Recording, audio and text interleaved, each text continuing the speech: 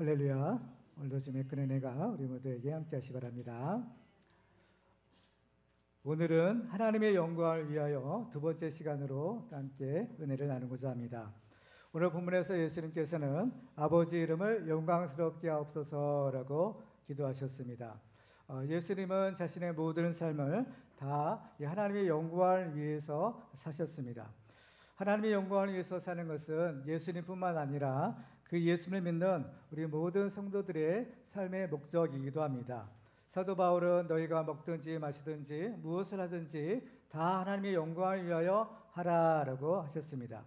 그러면 우리는 어떻게 해야 하나님께 영광을 돌리는 삶을 살 수 있을까요? 우리는 지난 시간에 하나님께 영광을 돌렸던 세 종류의 사람을 살펴보았습니다. 그 사람들은 첫째는 명절에 예배하러 예루살렘에 왔다가 예수님을 찾았던 헬라인 몇 사람들이었고, 또 그들 중에는 그들을 예수님께 소개했던 예수님의 제자인 빌립과 안드레가 있었습니다. 오늘 본문에는 예수님께서 그 자신이 어떻게 하나님께 영광을 돌렸는지를 기록하고 있습니다. 하나님께서는 하나님이 지으신 피조물을 통해서도 영광 받으시지만 가장 큰 영광은 바로 하나님의 아들인 예수님을 통해서 받으시는 영광입니다. 하나님께서는 또한 그 아들 예수님을 또한 가장 영광스럽게 축복하여 주셨습니다. 최고로 복된 삶은 예수님처럼 하나님께 영광을 돌리는 삶입니다. 왜냐하면 하나님께 영광을 돌리는 사람은 하나님께서 또한 그 사람을 영광스럽게 해주시기 때문입니다. 오늘 말씀을 통해서 우리는 예수님처럼 하나님께만 영광 돌리는 축복의 주인공들 되기를 주님의 이름으로 축원합니다. 그러면 예수님은 어떻게 하나님께 영광 돌리셨을까요? 오늘 본문을 통해서 우리는 두 가지 사실에 집중하여 함께 은혜를 나누고자 합니다.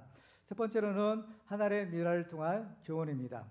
우리는 예수님처럼 하나님께 영광 돌리기 위해서는 자기의 생명을 희생할 수 있어야 됩니다. 오늘 본문의 배경을 보면 유월절 명절을 지키러 예루살렘에 왔던 헬라인 몇 사람이 예수님을 만나 뵙기를 원했습니다.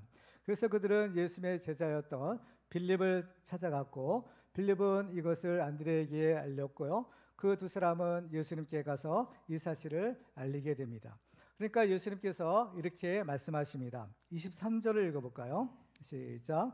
예수께서 대답하여 이르시되 인자가 영광을 얻을 때가 왔도다. 아멘. 자, 인자가 영광을 얻을 때가 왔다라고 하십니다. 요한복음에서 인자의 때, 곧 예수님의 때라는 것은 예수님께서 죽으실 때를 의미하는 표현입니다. 근데 예수님께서는 바로 그때가 인자가 영광을 얻으실 때다라고 말씀하십니다. 그 이유는 예수님께서 이제 십자가를 지시고 죽으시지만 3일 만에 다시 부활하실 것이기 때문입니다. 따라서 이 인자의 때, 곧 예수님께서 죽으실 때는 곧 예수님께서 부활의 영광을 얻으실 때인 것입니다.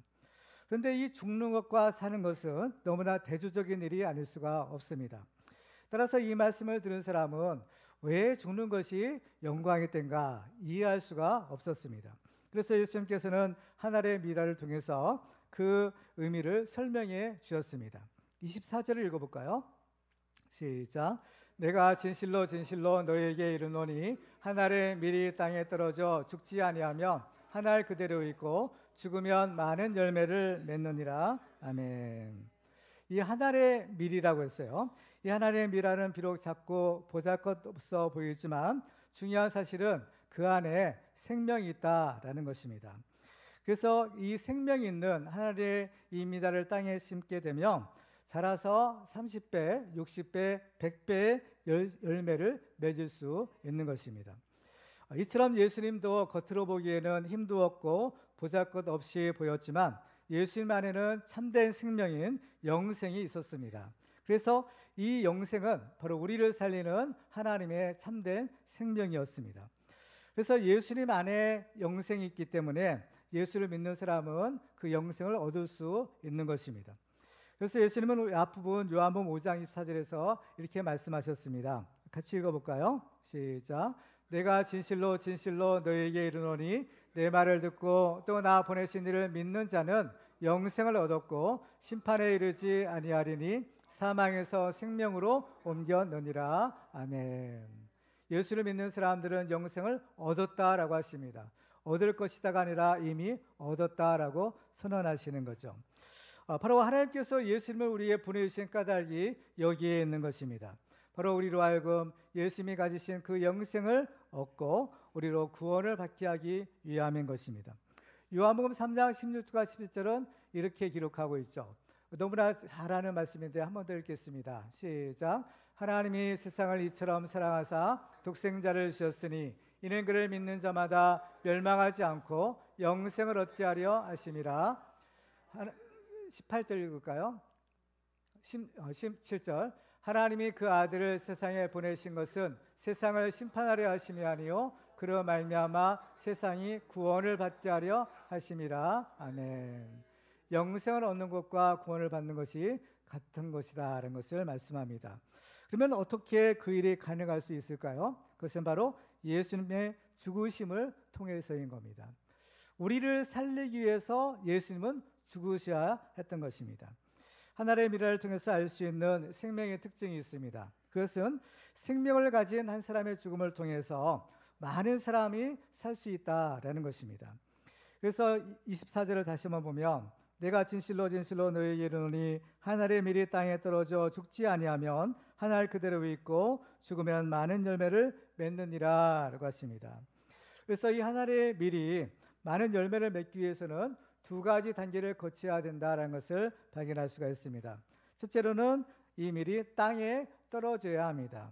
하늘의 밀이 땅에 떨어져라고 했습니다. 이 땅에 떨어진다라는 것은 바로 낮아지고 겸손해야 한다라는 것을 의미합니다. 이 하늘의 밀이 열매를 맺기 위해서는 먼저 농부의 손에 의해서 땅에 뿌려져야만 합니다. 그래서 이 밀알이 땅에 떨어지지 않고 그냥 높은 곳에서만 있으려고 한다면 이 씨앗은 열매를 맺을 수가 없는 것입니다. 이처럼 예수님은 모든 사람 중에 가장 겸손하신 분이셨습니다.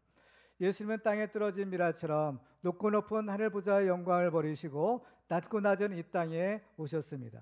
그래서 예수님은 그 중에서도 가장 낮은 자리인 마구간에서 태어나시고 또 가장 가난한 동네인 나사렛에서 자라신 것입니다. 이것은 다 우리를 위한 것이다 라고 성경은 말씀합니다. 고린도서 8장 9절에 보면 우리 주 예수 그리스도의 은혜를 너희가 알거니와 부유하신 이로써 너희를 위하여 가난하게 되심은 그의 가난함으로 말미암아 너희를 부유하게 하려 하심이라 라고 하십니다. 두 번째로 이 밀이 떨어져 이제 열매를 맺으려면 땅에 떨어진 씨는 이제 더 낮은 땅 속에 들어가서 이제 죽어야 한다라는 것입니다.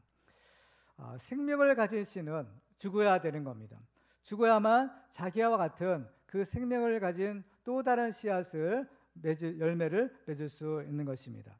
우리는 바로 예수님을 통해서 하나님 나라의 원리를 발견할 수가 있습니다. 이어지는 25절을 보면 이렇게 말씀하죠. 자기의 생명을 사랑하는 자는 잃어버릴 것이요 이 세상에서 자기의 생명을 미워하는 자는 영생하도록 보존하리라 하십니다. 하늘의 밀알이 죽지 않으면 하늘 그대로 있겠지만 죽으면 수많은 열매를 맺듯이 예수님의 죽으심으로 인해서 이제 수많은 사람들이 생명을 얻게 된 것입니다. 그래서 예수님으로부터 그 생명을 얻은 사람들은 이제 또 다른 생명을 낳고 그 생명을 얻은 사람들은 또 생명을 낳아서 이제 수많은 사람들이 살 수 있게 된 것입니다. 그러니까 예수님께서 이 땅에 오신 것은 생명의 씨앗으로 오신 것입니다.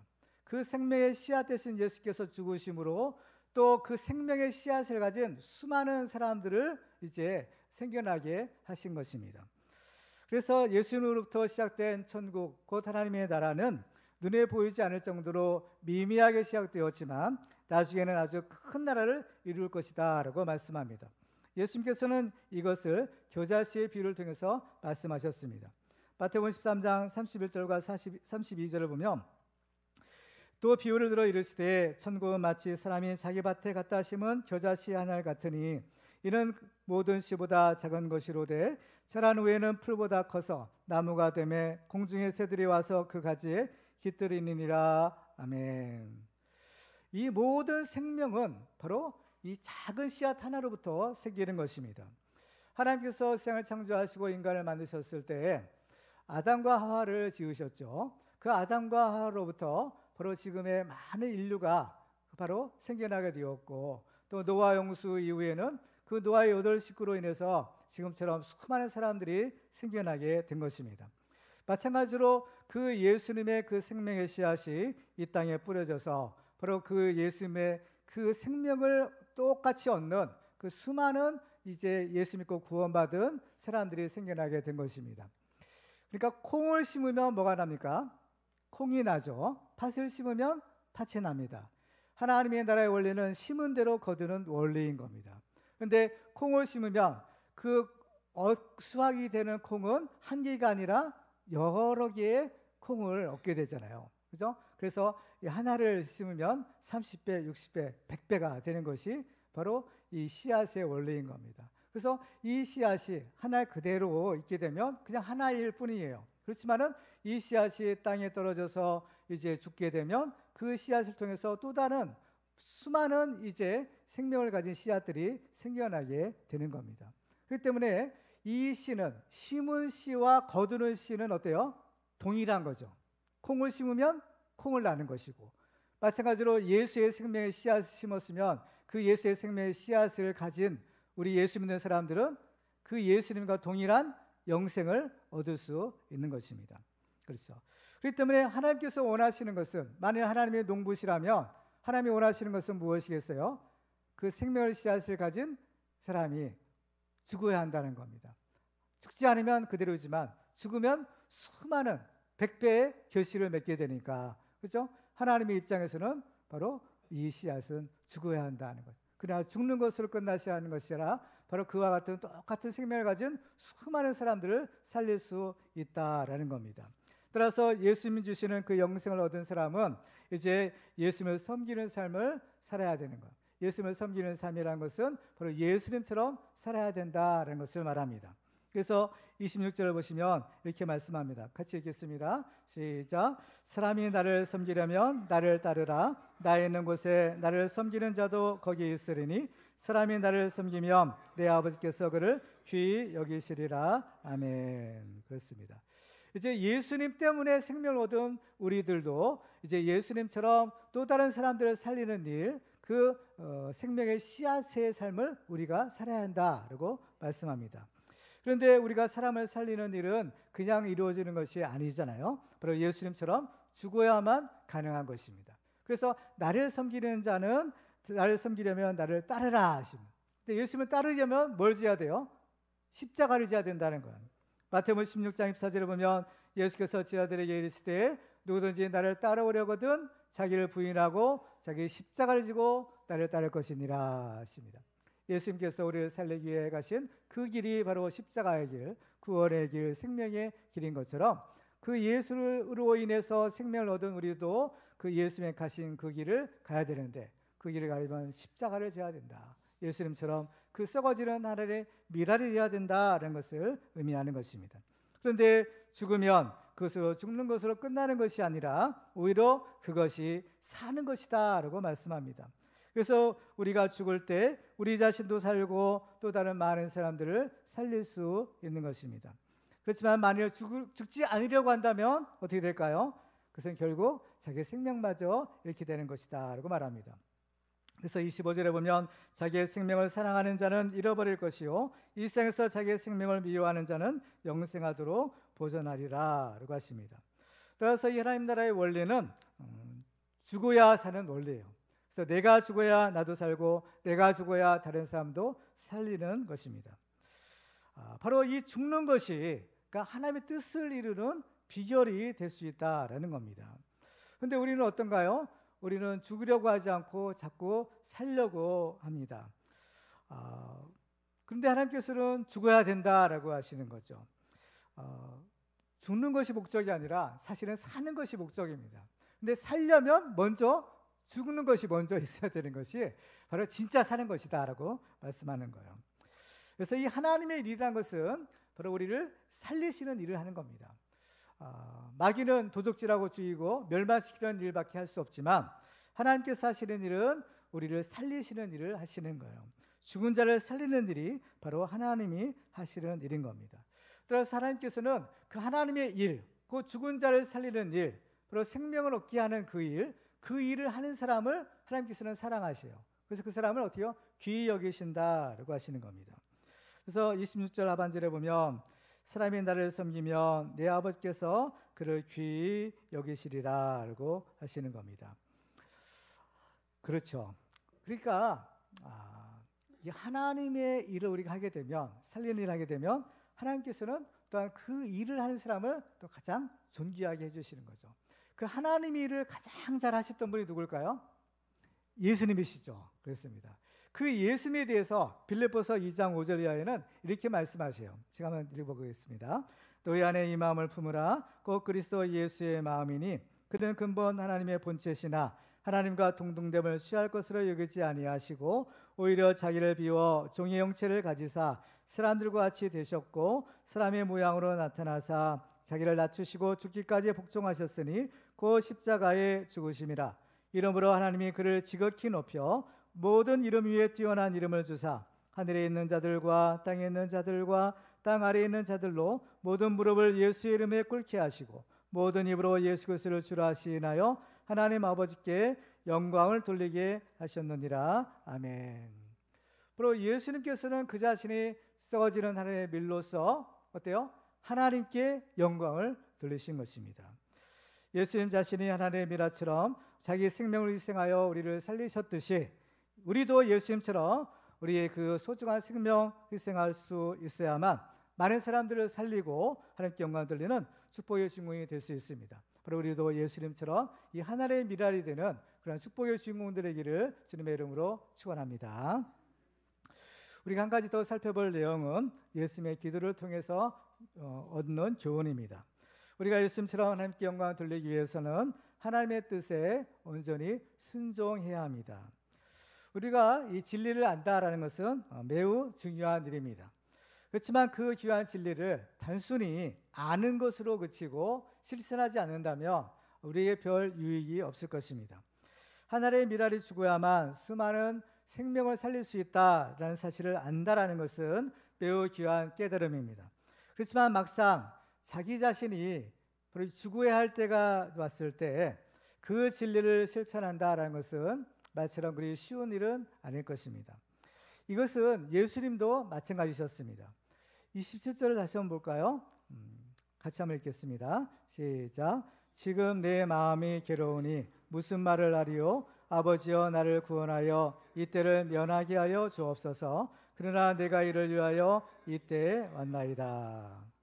지금 예수님은 십자가를 앞에 두고 계셨습니다. 이제 조금 후면 모진 고난을 당하시고 십자가에서 비참하게 죽으셔야만 했습니다. 그런데 이 사람이 죽는다라는 것은 그렇게 쉬운 일이 아닌 것입니다.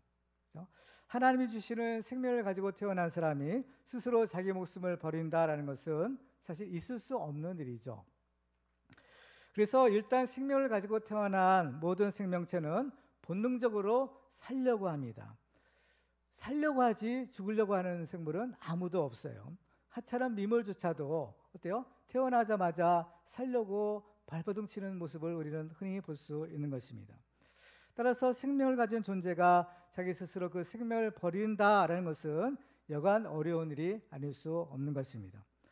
그런데 이걸 생각해 보면 사는 것이 어려울까요? 죽는 것이 어려울까요?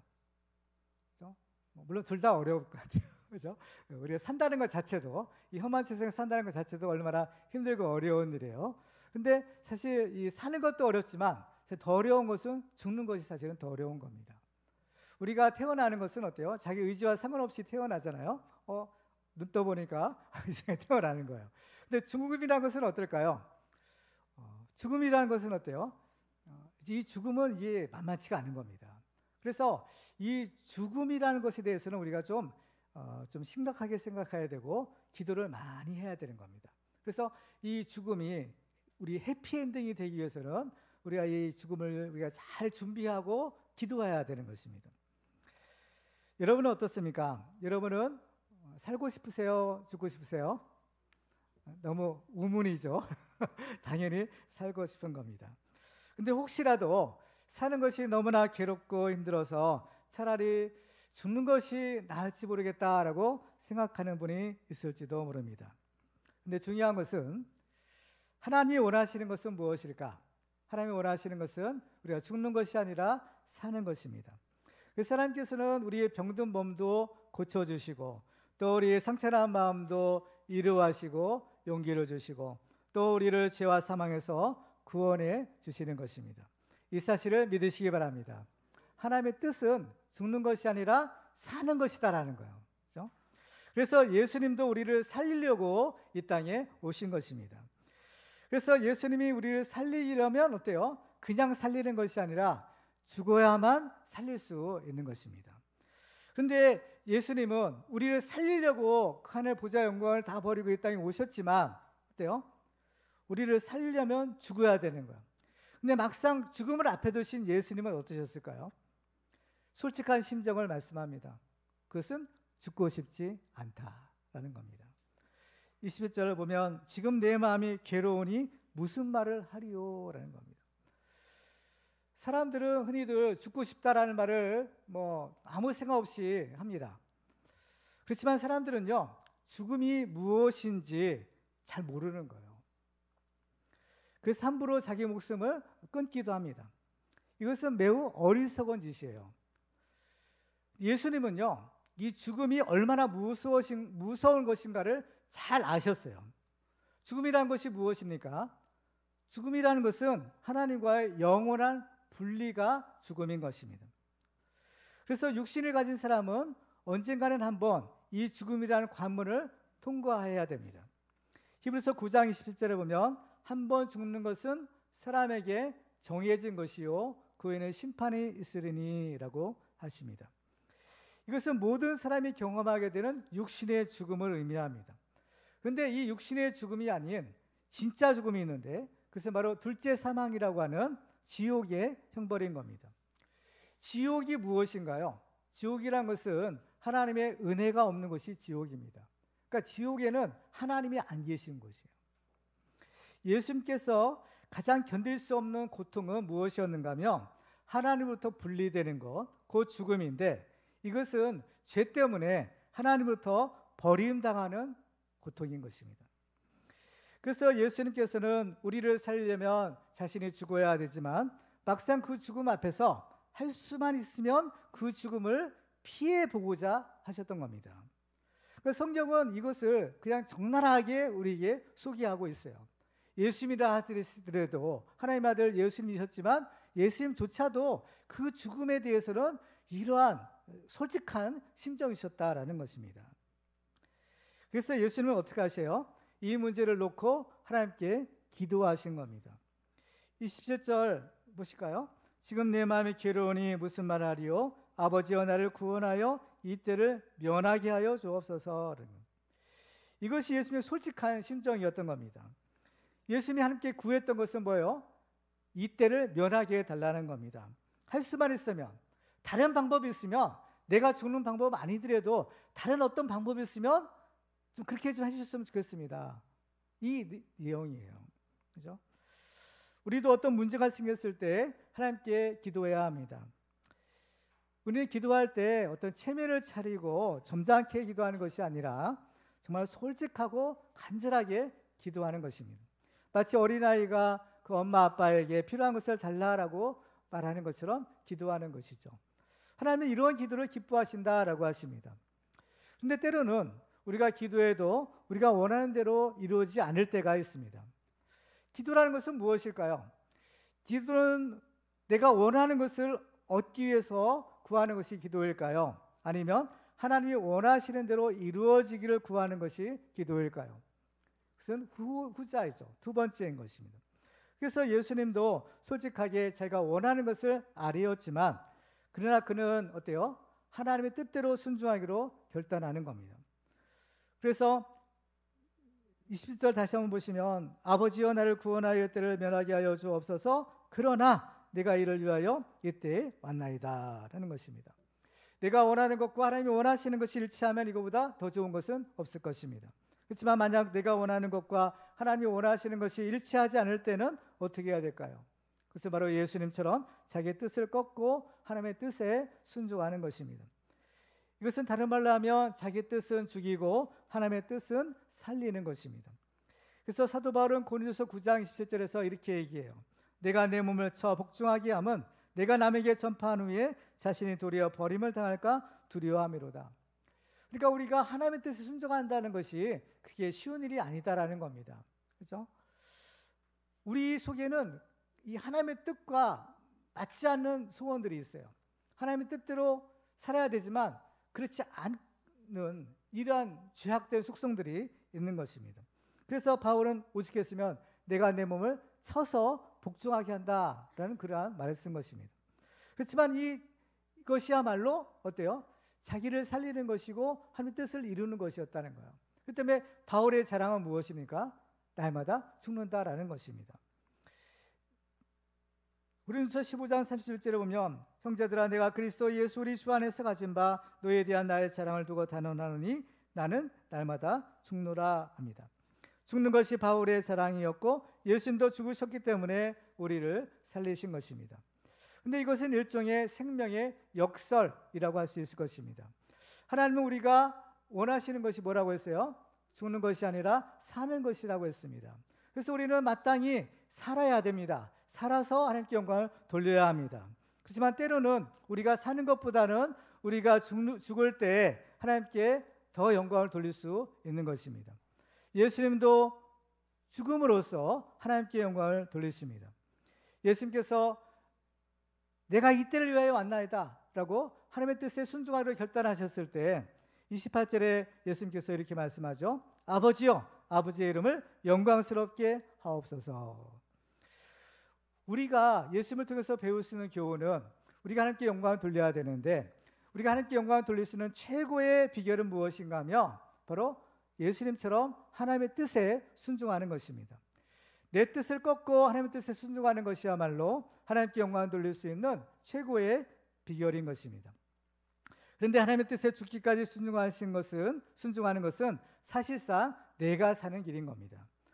왜냐하면 우리 사람에게는 바로 다 욕심이 있기 때문인 겁니다. 그래서 내 뜻대로 살게 되면 욕심대로 살게 되는 거예요. 근데 문제는 야고보서 1장 15절에 보면 욕심이 잉태한 즉 죄를 낳고 죄가 장성한 즉 사망에 이른다라고 하십니다. 그래서 내 뜻대로 살게 되면 그 욕심대로 사는 것이고 그 욕심대로 살게 되면 죄를 짓고 그 결과는 사망에 이르게 되는 겁니다. 따라서 우리는 바로 내 뜻을 꺾는 것, 내 뜻을 죽이는 것이야말로 사실은 나를 살리는 길이 되는 것입니다. 그래서 로마서 8장 12절로 14절 말씀을 보면 이렇게 말씀합니다. 같이 읽습니다. 시작. 그러므로 형제들아 우리가 빚진 자로 돼 육신에게 져서 육신대로 살 것이 아니니라. 너희가 육신대로 살면 반드시 죽을 것이로되 영으로서 몸의 행실을 죽이면 살리니 무릇 하나님의 영으로 인도함을 받는 사람은 곧 하나님의 아들이라. 아멘. 그렇습니다. 우리는 살기를 원하지만 그 살기 위해서는 먼저 죽어야 한다라는 것입니다. 이것이 죽어야 사는 하나님 나라의 원리인 것입니다. 하나님의 아들이신 예수님도 인간의 몸을 입고 이 땅에 오셨을 때도 예외는 아니었습니다. 다만 예수님은 죄가 없는 분이시기 때문에 우리를 살리기 위해서 예수님이 먼저 죽으셔야만 했던 것입니다. 그래서 우리도 살고 또 다른 사람들도 살려야 합니다. 그러면 우리가 먼저 죽어야 되는데 우리가 죽는 것이 어렵다고 했죠. 그래서 우리가 해야 될 일은 무엇인가 하면 기도하는 것입니다. 기도해서 나를 죽이고 하나님의 뜻대로 순종할 수 있는 능력을 받는 것입니다. 예수님도 십자가를 앞에 두시고 기도하십니다. 오늘 본문에는 예수께서 기도하시는 장면이 간단하게 기록되어 있지만 공간복음에 보면 이것을 조금 더 자세하게 기록하고 있는데요. 누가복음 22장 41절로 14절에 보면 이렇게 말씀합니다. 기도하셨어요. 같이 읽어볼까요? 시작. 이르시되 아버지여 만일 아버지의 뜻이거든 이 잔을 내게서 옮기시옵소서. 그러나 내 원대로 마시옵고 아버지의 원대로 되기를 원하나이다 하시니 천사가 하늘로부터 예수께 나타나 힘을 더하더라. 예수께서 힘쓰고 애써 더 간절히 기도하시니 땀이 땅에 떨어지는 빗방울같이 되더라. 아멘. 그렇습니다. 그래서 예수님은 능히 이 십자가를 지실 수 있었고 결국 믿음으로 승리할 수 있으셨어요. 그래서 죽음의 권세도 이기시고 죄의 권세도 이길 수 있고 이기셔서 우리를 구원하시는 바로 승리자가 되신 겁니다. 그래서 요한복음 16장에 보면 이렇게 얘기하세요. 이것을 너에게 이르는 것은 너희로 내 안에서 평안을 누리게 하려 합니다. 세상에서는 너희가 환난을 당하나 담대하라 내가 세상을 이기었노라 하십니다. 예수님께서는 자신의 뜻을 꺾고 죽기까지 하나님의 뜻에 순종하심으로 하나님께 영광을 돌리셨습니다. 하나님께서는 친히 음성으로서 그 사실을 증명하시죠. 28절 하반절을 보면 이에 하늘에서 소리가 나서 이르되 내가 이미 영광스럽게 하였고 또다시 영광스럽게 하리라 하시니 그렇습니다. 우리도 어떻게 하면 하나님께 영광 돌리는 삶을 살 수 있을까요? 그것은 바로 예수님처럼 그리고 바울처럼 하나님의 말씀 앞에 자기 자신을 쳐서 복종시키고 죽기까지 하나님의 뜻에 순종하는 것입니다. 여러분은 어떻습니까? 여러분이 원하시는 대로 모든 일이 다 형통하게 되고 있습니까? 여러분이 기도하는 대로 다 응답받고 있습니까? 그렇다면 하나님께 감사로 영광을 돌리시기 바랍니다. 그런데 혹시 여러분이 원하는 대로 일이 잘 풀리지 않고 있습니까? 아무리 기도해도 도무지 응답이 없고 이루 말할 수 없는 고통만 계속되고 있습니까? 그런데 그때가 바로 하나님께 영광을 돌릴 때인 것을 믿으시기 바랍니다. 예수님도 십자가를 앞에 두시고 그 마음이 죽을 정도로 괴로우셨다라고 했습니다. 그때 예수님은 하나님께 기도하셨고 하나님은 천사를 보내셔서 예수님을 돕게 하셨습니다. 우리도 기도하면 지금도 살아계신 하나님께서 응답하셔서 우리에게 힘을 다하여 주시고 마침내 승리하게 하십니다. 우리도 예수님처럼 기도해서 하나님의 능력을 받아 하나님의 뜻에 온전히 순종함으로 많은 사람을 살리고 우리도 살아 하나님께 영광을 돌리는 우리 모두가 되기를 주님의 이름으로 축원합니다. 이제 말씀을 맺겠습니다. 오늘 우리는 예수님처럼 하나님께 영광 돌리는 방법들을 살펴보았습니다. 우리도 예수님처럼 기도하고 하나님의 뜻에 순종함으로 많은 사람을 살리는 미랄이 되어 하나님께 영광 돌리는 우리 모두가 다 되시기를 주님의 이름으로 축원합니다.